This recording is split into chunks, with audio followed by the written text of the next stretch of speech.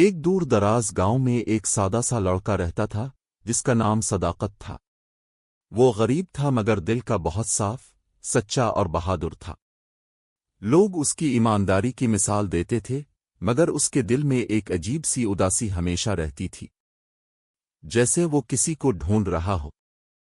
اسی گاؤں کے قریب ایک پرانا جنگل تھا جس کے بارے میں کہا جاتا تھا کہ وہاں جنات رہتے ہیں۔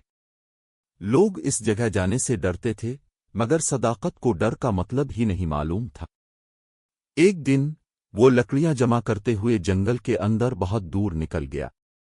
اچانک اسے ایک مدھم سی روشنی نظر آئی۔ جب وہ قریب گیا تو اس نے ایک لڑکی کو دیکھا۔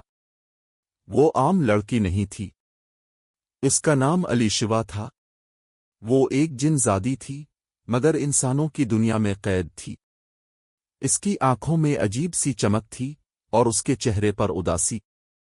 صداقت نے پوچھا، تم کون ہو اور یہاں اکیلی کیوں ہو؟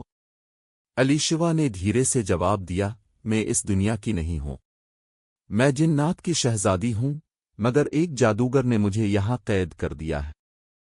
صداقت کے دل میں اس کے لیے ہمدردی پیدا ہوئی۔ وہ روز اس سے ملنے آنے لگا۔ دونوں کے درمیان دوستی ہوئی، پھر دوستی محبت میں بدل گئی۔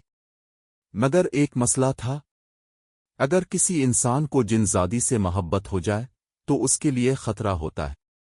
ایک رات علیشوا نے کہا، صداقت، تمہیں مجھ سے دور ہو جانا چاہیے، میری دنیا خطرناک ہے۔